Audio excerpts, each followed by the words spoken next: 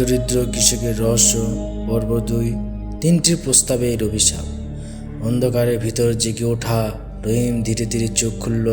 তার মাথা ঝিমঝিম করছে, চারপাশে কুয়াশার মতো ধোঁয়া। সে বুঝতে পারল সে এখনো বটগাছের নিচে আছে, কিন্তু আশ্চর্য, সিন্দুক নেই, ধোঁয়া নেই, ছায়ামূর্তি নেই, শুধু তার হাতে শক্ত করে ধরা একটা কালো লোহার চাবি।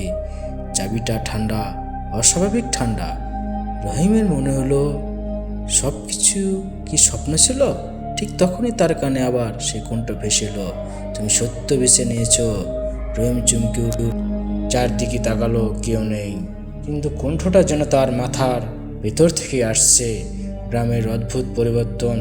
পরদিন সকাল, রহিম যখন গ্রামে ফিরল সে কিছু অস্বাভাবিক বিষয় টের পেল। মানুষজন অদ্ভুত আচরণ করছে, তার পাশ দিয়ে হাঁটছে, কিন্তু যেন তাকে দেখছে না। মসজিদের সামনে দাঁড়িয়ে থাকা বৃদ্ধ করিম চাচা, যিনি প্রতিদিন রহিমকে ডাকতেন, আজ তাকেও দেখলেন না। রহিমের বুক ধক ধক করতে লাগলো। সে বাড়িতে গিয়ে দেখলো তার মা ঘুমিয়ে আছেন, কিন্তু ঘুমটা অস্বাভাবিক। ডাকলো, সাড়া নেই।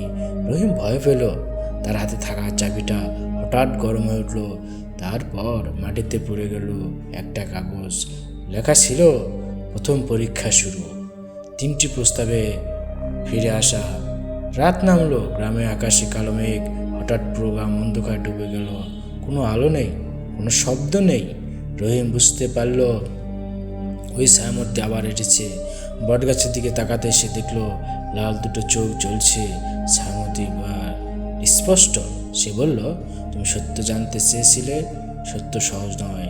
রহিম সাহস করে বলল, আমার গ্রামের মানুষ কি হয়েছে? ছায়া এসে উঠল, তাদের কিছু হয়নি, এটা শুধু তোমার চোখের পরীক্ষা। মানে? রহিম প্রশ্ন করলো, তুমি এখন যা দেখছো তা বাস্তব নয়, তোমার ভয়কে জাগানোর জন্য। লুকোনো দরজা।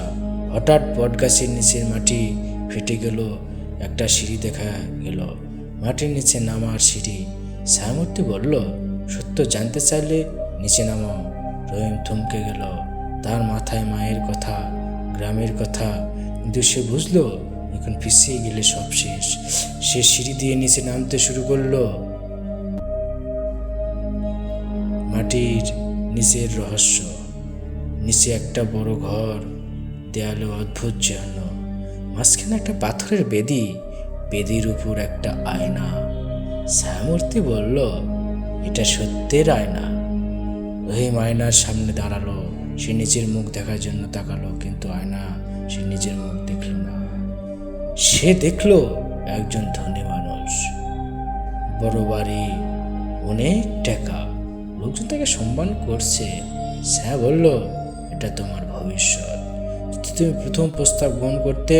তারপর দৃশ্য বদলালো। সে দেখলো সে গ্রামের নেতা হয়েছে, কিন্তু সবাই তাকে ঘৃণা করছে। ছায়া বলল, এটা দ্বিতীয় প্রস্তাবের ফল। তারপর আয়না কালো হয়ে গেল।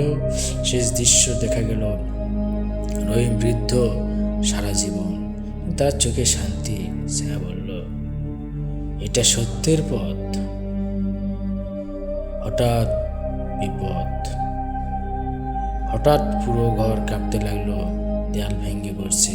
ছায়ামূর্তি চিৎকার করে বলল, শেষ পরীক্ষা। মাটির নিচে থেকে আগুনের মতো আলো উঠতে লাগলো। রহিম দৌড়াতে লাগলো, সিঁড়ি থেকে উঠতে লাগলো, কিন্তু সিঁড়ি অদৃশ্য হয়ে গেল। সে আটকা পড়েছে। ছায়ামূর্তি আবার ভাঙ্গার কণ্ঠ বলল, তুমি কি এখনো সত্য চাও? রহিম চোখ বন্ধ করে বলল, হ্যাঁ, যাই হোক, আমি সত্য চাই। হঠাৎ সব আলো নিভে গেল, নীরবতা। তারপর সে নিজেকে তার ঘরের সামনে দাঁড়িয়ে থাকতে দেখলো। ভোর হয়ে গেছে, পাখির ডাক, সব স্বাভাবিক, কিন্তু তার হাতে এখনো সেই চাবি, আর দরজার সামনে মাটিতে লেখা। পর্ব ৩, এই আসল অভিশাপ শুরু হবে এবং চলবে।